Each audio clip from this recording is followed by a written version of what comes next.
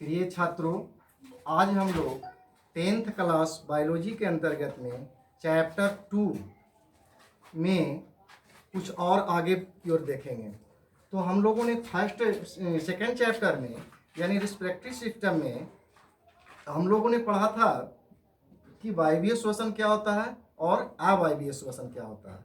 और आज हम लोग देखेंगे कि उस समय आप लोगों को परिभाषा में लिखाया गया था प्रश्वास और उच्च श्वास के सम्मिलित रूप को हम श्वसन कह सकते हैं। तो आज लोग प्रश्वास और उच्च श्वास के अंतर्गत देखेंगे, इन दोनों को परिभाषा भी देखेंगे और दोनों में क्या अंतर है वह भी देखेंगे। तो देखिए,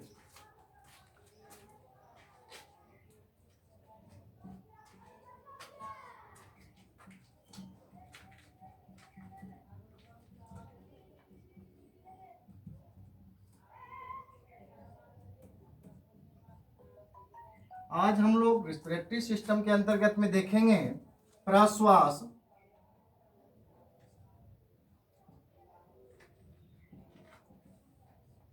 इसको हम अंग्रेजी में कहते हैं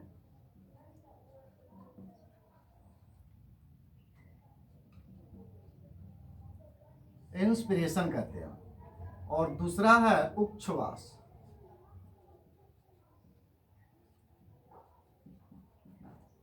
इसको हम अंग्रेजी में कहते हैं एक्सप्रेशन।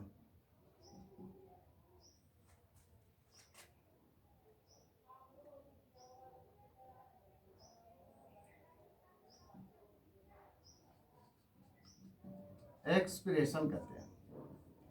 तो आज हम लोग इन्हीं दो के बारे में देखेंगे कि प्रश्वास क्या होता है और उच्च श्वास क्या होता है। तो आप इसका डिफिनेशन अगर लिखना चाहते हैं तो लिख सकते हैं प्रश्वास दे करके कि जब हम वायुमंडल से वायु को ग्रहण करते हैं, जब हम वायुमंडल से वायु को ग्रहण करते हैं तो नासिका द्वारा श्वास नली को होते हुए वायु फेफड़े तक पहुंचता है। उसके बाद फेफड़े में उपस्थित रक्त के साथ बंधकर वायु शरीर की प्रत्येक कोशिकाओं तक पहुंचाया जाता है। इस मूल प्रक्रिया को ही हम प्रश्वास यानी इंस्पिरेशन के नाम से जानते हैं। क्लियर है? अब हम लोग दूसरी ओर देखेंगे उच्छ्वास। उच्छ्वास का मतलब होता है, इसको अंग्रेजी में बोलते हैं एक्सपिरेशन। एक्सप्रेशन का मतलब क्या होता है? उच्छ्वास। देखिए, पहला जो डिफिनेशन था ये था प्रश्वास में कि जब हम वायुमंडल से वायु को ग्रहण करते हैं तो वह वायु नासिका द्वारा श्वास नली को होते हुए फेफड़े में पहुंचती है और फेफड़े में रक्त के माध्यम से ये बंध कर और शरीर की प्रत्येक कोशिकाओं तक चली जाती है। तो इस मूल प्रक्रिया को ही हम प्रश्वास यानी इंस्पिरेशन के नाम से जानते हैं। क्लियर है?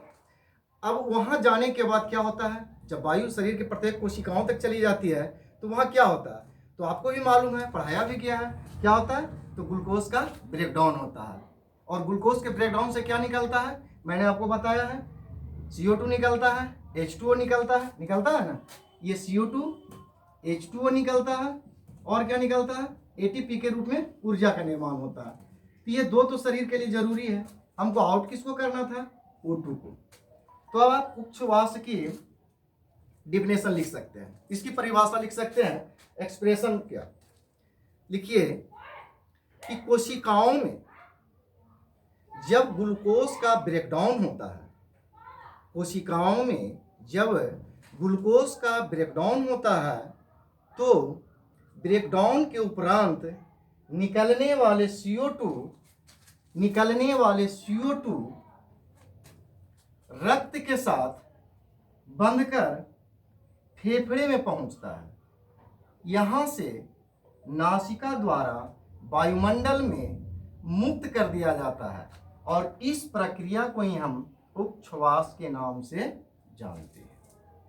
क्लियर है दोनों डिफिनेशन में कि प्रश्वास किसको कहेंगे और उच्छ्वास किसको कहेंगे। तो अब हम लोग इसके आगे चलते हैं तो पढ़ते हैं ऑक्सी हीमोग्लोबिन क्या होता है और हीमोग्लोबिन क्या होता है। अब हम लोग देखते हैं ऑक्सी हीमोग्लोबिन, और सबसे पहले उसको पढ़ने के लिए हम लोग को ब्लड थोड़ा सा पढ़ना होगा। सबसे पहले कार्बोक्सी हीमोग्लोबिन और ऑक्सी हीमोग्लोबिन के बारे में जानने से पहले हमको ब्लड के बारे में जानना होगा कि हम लोग को ब्लड में 3 प्रकार का सेल्स होता है। कितने प्रकार का? 3 प्रकार का सेल्स होता है। कौन कौन? तो पहला आरबीसी, और दूसरा डब्ल्यूबीसी, और तीसरा कौन? प्लेटलेट्स। पी लिखे तो प्लेटलेट्स, है ना। यानी 3 प्रकार की रक्त कोशिकाएं पाई जाती है। पहला आरबीसी, दूसरा डब्ल्यूबीसी और तीसरा प्लेटलेट्स। आरबीसी का मतलब रेड ब्लड सेल्स, डब्ल्यूबीसी का मतलब व्हाइट ब्लड सेल्स। तो देखिए यहां हम लोग को इसके बारे में देखना है, रक्त का रंग लाल क्यों दिखाई देता है। तो उसमें आपको मालूम चलेगा कि रक्त में हीमोग्लोबिन पाया जाता है। क्या पाया जाता है? हीमोग्लोबिन पाया जाता है। और हीमोग्लोबिन में हीम नामक रंजक पाया जाता है, जिसके कारण रक्त का रंग लाल दिखाई देता है। और हीमोग्लोबिन को जो सबसे बड़ी खासियत है वो ये है कि वह ऑक्सीजन को बांधने की क्षमता रखता है ना। तो अब देखिए हीमोग्लोबिन कहाँ पाया जा रहा है? आरबीसी के पास पाया जा रहा है। तो आरबीसी को बांधने की क्षमता होती है। किसको बांधने की क्षमता होती है? ऑक्सीजन को बांधने की क्षमता होती है ना। तो अब हम लोग देखेंगे कि ऑक्सी हीमोग्लोबिन क्या है और कार्बोक्सी हीमोग्लोबिन क्या है।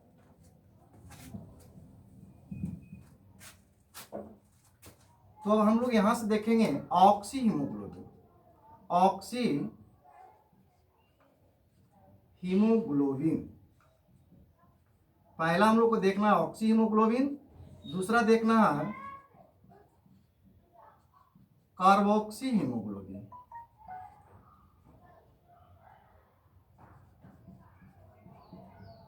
इसको हम हिंदी में भी लिख सकते हैं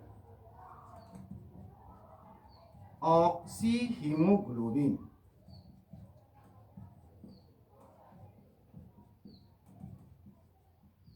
ऑक्सी हीमोग्लोबिन, और इसको हम कह सकते हैं कार्बोक्सी हीमोग्लोबिन।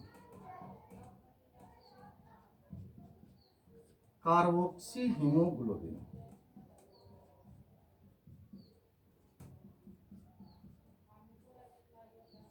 तो हम लोग को रिस्पिरेटरी सिस्टम के अंतर्गत में पढ़ना है ऑक्सी हीमोग्लोबिन, और किसको पढ़ना है? कार्बोक्सी हीमोग्लोबिन को पढ़ना है। अब हम लोग बारी बारी से देखेंगे कि ऑक्सी हीमोग्लोबिन का मतलब क्या होता है। देखिए कहता है कि ऑक्सीजन को हीमोग्लोबिन के साथ संयोग करना या मिलना, है ना। ऑक्सीजन को हीमोग्लोबिन के साथ जब संयोग होता है तो उसे हम ऑक्सी हीमोग्लोबिन के नाम से जानते हैं। कार्बोक्सी हीमोग्लोबिन क्या है? तो हीमोग्लोबिन को कार्बन डाइऑक्साइड के साथ संयोग करना ही कार्बोक्सी हीमोग्लोबिन कहलाता है। ऑक्सी हीमोग्लोबिन और कार्बोक्सी हीमोग्लोबिन में यही अंतर है कि हीमोग्लोबिन जब ऑक्सीजन के साथ संयोग करता है तो उसको हम क्या कहते हैं? Oxy haemoglobin. और हीमोग्लोबिन जब कार्बन के साथ संयोग करता है तो हम क्या कहते हैं? Carboxy haemoglobin. तो आज हम लोगों ने देखा प्रश्वास क्या होता है, उच्छ्वास क्या होता है, ऑक्सी हीमोग्लोबिन क्या होता है, कार्बोक्सी हीमोग्लोबिन क्या होता है। यहाँ तक तो क्लियर है आप लोग को। अब हम लोग देखेंगे ह्यूमन रेस्पिरेटरी सिस्टम कि इसके अंतर्गत, क्योंकि हम लोगों ने बहुत चीज पढ़ लिया है ना, कि विभिन्न जीवों में श्वसन अंग क्या क्या होता है। वायवीय श्वसन भी देख लिया, अवायवीय श्वसन भी देख लिया, दोनों के बीच डिफरेंस भी देख लिया। अब हम लोग प्रश्वास भी देखें, उच्छ्वास का भी डिफिनेशन हो चुका है, ऑक्सी हीमोग्लोबिन और कार्बोक्सी हीमोग्लोबिन भी देख लिए, है ना। फिर से हम एक बार रिपीट कर देते हैं कि ऑक्सीजन को हीमोग्लोबिन के साथ में संयोग करने की क्रिया को हम क्या कहते हैं? Oxy haemoglobin. हीमोग्लोबिन को कार्बन के साथ संयोग करने की क्रिया को हम क्या कहते हैं? Carboxy haemoglobin. यह क्रिया कहाँ होता है? ऑक्सी हीमोग्लोबिन की क्रिया कहाँ पर होता है? लंग्स के पास। कहाँ पे? फेफड़े। फेफड़े में कहाँ पे? ऑल्वोली, है ना। कार्बोक्सी हीमोग्लोबिन की क्रिया कहाँ पर होगी? कोशिकाओं से बाहर जब CO2 निकलता है तो वहां पर जब ग्लूकोज का ब्रेकडाउन के लिए जब ये ऑक्सीजन जाता है तो उसके बाद क्या निकलता है? कार्बन। तो कोशिका के बाहर जो है वहां पर कार्बोक्सी हीमोग्लोबिन और ऑक्सी हीमोग्लोबिन का काम होता है। क्लियर है? अब इसके आगे हम लोग देखते हैं ह्यूमन रेस्पिरेटरी सिस्टम में।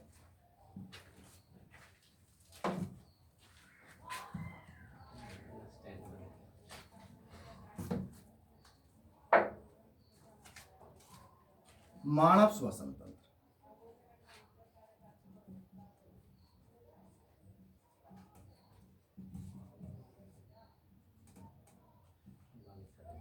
मानव श्वसन तंत्र है ना, यानी ह्यूमन रेस्पिरेटरी सिस्टम जिसको हम कह सकते हैं। ठीक है, तो इसके अंतर्गत में सबसे पहले हम लोग को देखना होगा, तो सबसे पहले हम लोग देखेंगे नोज को। दूसरा क्या देखेंगे? नोज के बाद वायु कहाँ जाता है, इसको हिंदी में लिखा जाए नाक, और इसको हम कहते हैं फायरिंग्स। और फायरिंग्स का मतलब क्या होता है? ग्रहणी, इसको हम बोलते हैं हिंदी में। ठीक है, तो आज तो दो ही हो सकता है, नोज और फायरिंग्स, ये दो ही चीज हो सकता है। तो सबसे पहले हम लोग देखते हैं नाक के बारे में। तो नाक का कुछ शेप होता है, कुछ इस टाइप से होता है।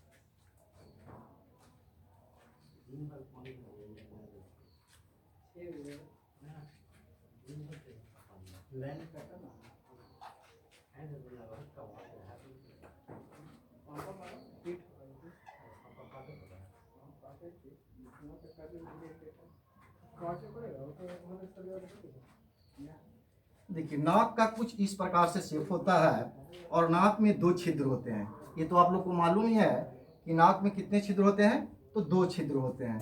ये पहला छिद्र है और ये दूसरा छिद्र है। नाक के छिद्र में रोम युक्त त्वचा होती है, इस प्रकार से रोम युक्त त्वचा होती है ना। देखिए, ये नाक का जो पट्टी है, इस पट्टी को, ये शेप को हम क्या बोलते हैं? नासिका बेसम। इसको हम क्या बोलते हैं? नासिका बेसम बोलते हैं, है ना। और इसको हम बोलते हैं नासिका पट्टी। ये जो बीच का जो दिखाई दे रहा है, इसको हम बोलते हैं, ये नासा पट्टिका इसको बोलते हैं, नासा पट्टी बोलते हैं। ये नाक का छिद्र हो गया। ये जो देख रहे हैं, नाक में छोटा छोटा बाल होता है, उसको हम बोलते हैं नोजल हेयर। नोजल हेयर का मतलब क्या होता है? नाक का बाल। अब देखिए, यहाँ पर एक रचना, छोटी सी रचना होती है, मटर के दाने जैसी रचना होती है नाक के ऊपरी भाग में। यहाँ पे एक छोटी सी रचना होती है, इस रचना को हम घ्राण क्षेत्र बोलते हैं। क्या बोलते हैं? घ्राण क्षेत्र। अब देखिए, अब हम लोग देखते हैं कि नाक कैसे, किस प्रकार से हम लोग पढ़ रहे हैं मानव श्वसन तंत्र, यानी इसको हम लिख सकते हैं ह्यूमन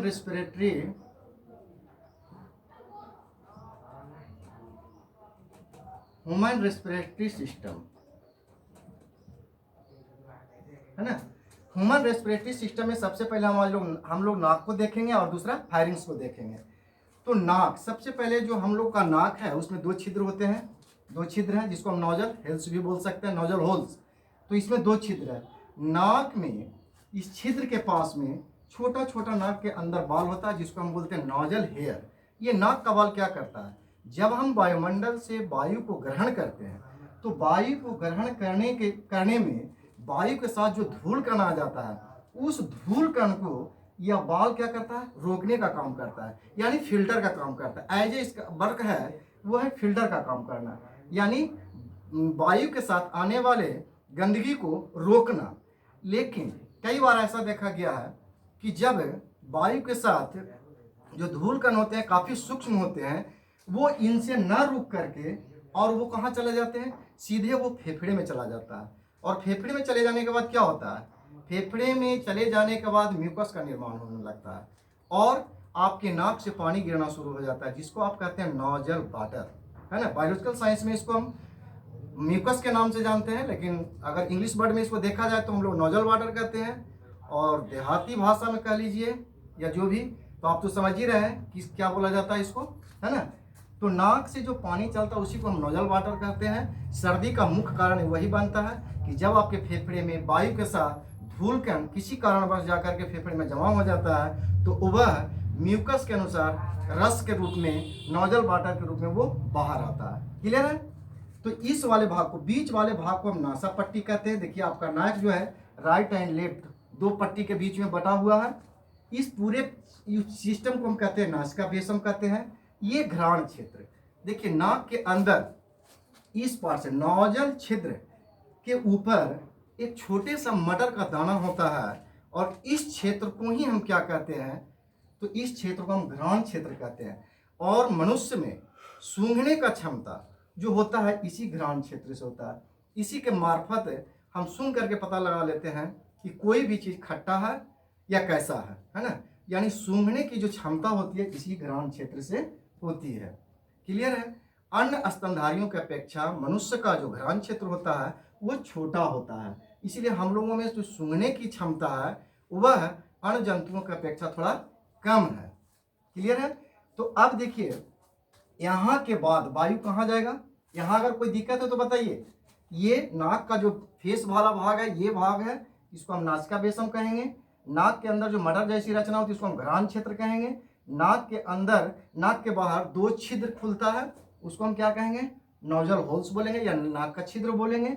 नाक में एक पट्टी होता है जिसमें दायां और बायां स्वर बढ़ता है, उसको हम क्या कहते हैं? नासा पट्टी। ये वाला भाग को, ये नासा पट्टी हो गया, है ना। तो इसका तो काम हमने बता दिया कि नाक का बाल का क्या काम है। अब देखिए वायु कहाँ आता है? अब वायु आता है फायरिंग्स में, और फायरिंग्स को हम लोग हिंदी में बोलते हैं ग्रहणी। क्या बोलते हैं? ग्रहणी। अब इसको हम लोग देखेंगे कि ग्रहणी में कैसे आता है। तो ग्रहणी का सबसे पहले जो शेप होता है,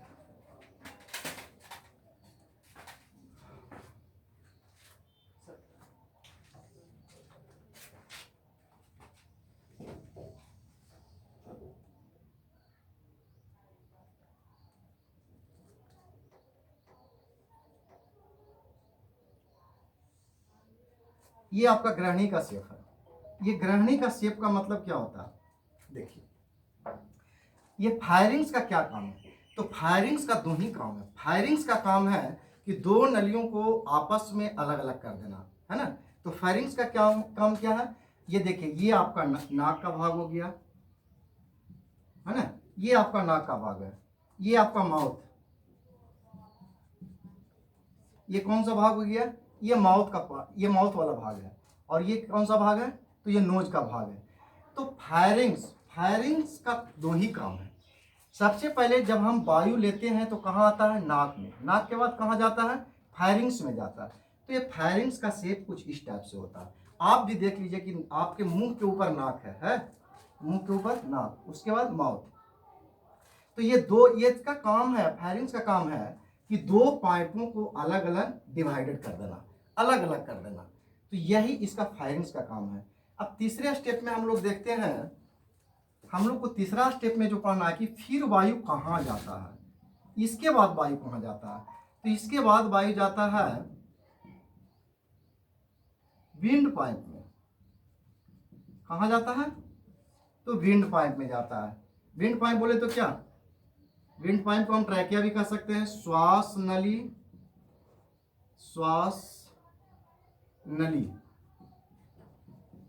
या इसको हम ट्रैकिया भी बोल सकते हैं। विंड पाइप को हम श्वास नली कह सकते हैं या इसको अंग्रेजी में ट्रैकिया भी बोला जाता है। तो हम लोगों ने देखा कि पहले वायु कहाँ जाएगा? नाक के पास जाएगा। दूसरा वायु कहाँ जाएगा? तो ये फायरिंग्स के पास में जाएगा। अब तीसरे स्टेप में जो वायु जाएगा वो कहाँ जाएगा? विंड पाइप को। अब देखिए विंड पाइप कैसा होता है, आपको हम संयुक्त रूप से दिखाएंगे ताकि ये भी और स्पष्ट हो जाए और विंड पाइप भी स्पष्ट हो जाए। तो अब यहाँ गौर से देखिएगा।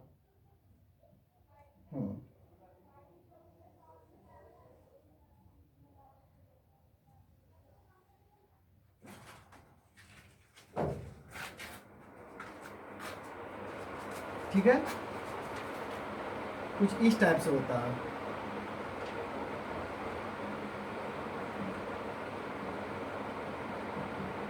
ये है आपका विंड पाइप। ये जो पाइप है ये क्या है?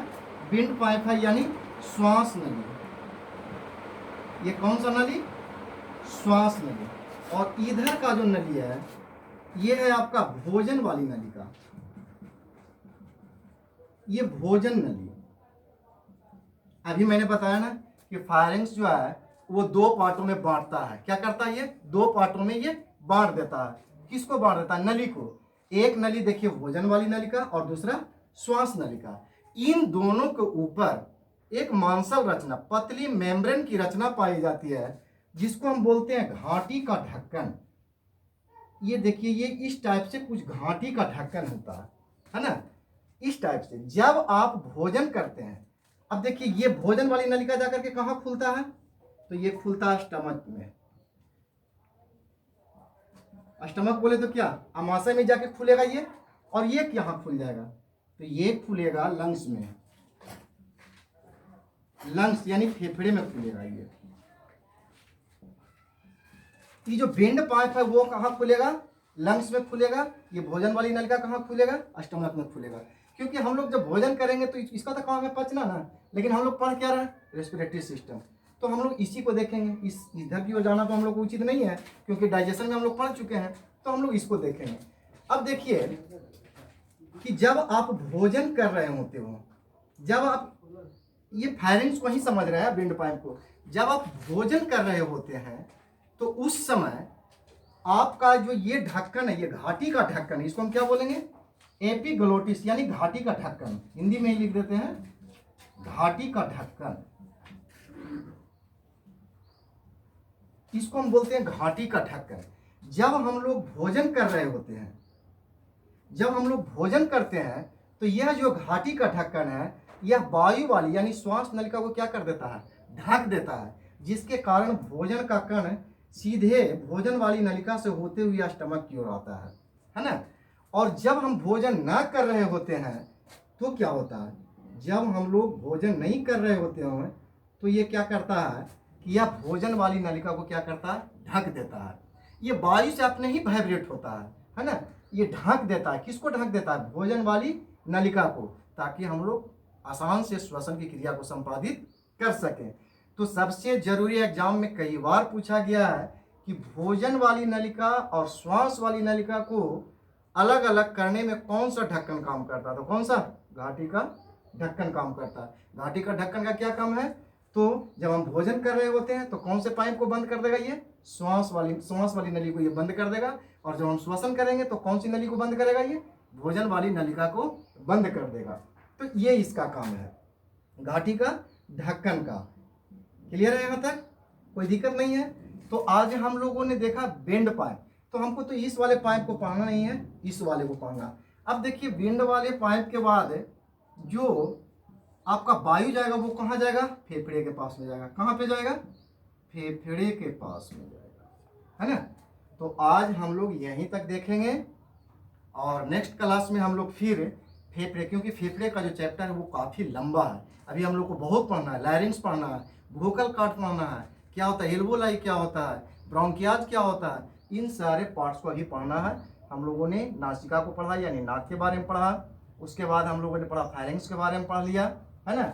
और फायरिंग्स देखिए, ये नोज है, ये माउथ है, दोनों नली यहाँ पे बट गया ना। ये भोजन वाली नलिका और ये श्वास वाली नलिका। यहाँ पे एक घाटी का ढक्कन होता है। इस टाइप से एक मांसल रचना लगा हुआ रहता है ना, जो क्या करता है कि जब हम भोजन करते हैं तो इस पाइप को क्या करता है? भोजन वाली नलिका को खोल देता है, ढक देता है। किसको? वायु वाली नलिका को। जब हम वायु लेते हैं तो ये क्या करता है? ये इसको भोजन वाली नलिका को ढक करके इसको खोल देता है। और इसी कारण हम लोग सरक नहीं पाते हैं। कई बार आप लोगों ने देखा होगा या कई बच्चे के मन में उठ रहा होगा कि हम लोग सरकते क्यों हैं। तो सरकने का मूल कारण यही है कि जब हम भोजन कर रहे होते हैं तो भोजन करने के दरमियान में ये जो घाटी का ढक्कन है वो किसको ढके हुए रहता है? बिल्ड पाइप को ढके हुए रहता है। और जब हम भोजन कर रहे होते हैं साथ साथ हंसते भी हैं तो हंसने के दरमियान में ये क्या होता है? वायु के साथ ही वाइब्रेट होता है। और वाइब्रेट होने के कारण ये कुछ भाग इसका खुला रह जाता है, जिसके कारण भोजन के कुछ कण कहाँ चला जाता है? श्वास वाली नलिका में चला जाता है, और जिसके कारण हम लोग सरक जाते हैं। तो आज तक आप लोग यहीं तक रखें और नेक्स्ट क्लास में हम फिर आगे फेफड़े यानी लंग्स के बारे में बताएंगे। थैंक्स।